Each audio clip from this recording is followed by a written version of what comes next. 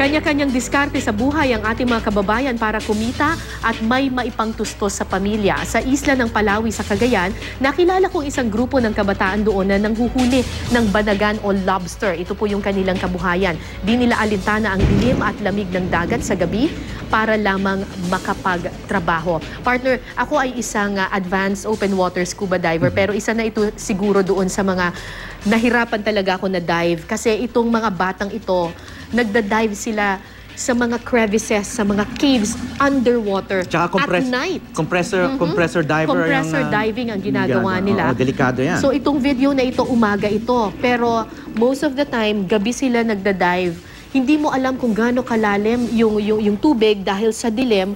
Tapos delikado, ikaw partner, ikaw ay isang scuba diver, alam mo kung gaano ka delikado kapag hindi mo na alam kung gaano ka nakalalim. Tapos bigla kang aahon at pwede kang maparalyze. Ito yung peligro na kinakaharap ng mga kabataang iyan araw-araw sa kanilang pagsisid para lamang may maihatid sila sa hapagkainan.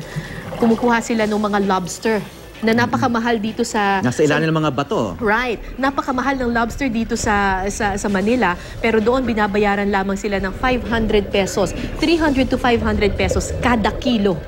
Kada kilo ng lobster. Pag nag-order tayo ng lobster sa mga high-end restaurants dito sa Maynila, hindi natin naiisip na ganyan pala kadelikado yung pagkuha nila. At maraming namamatay at nadidisgrasyang mga kabataan dahil dito sa peligrosong trabahong ito.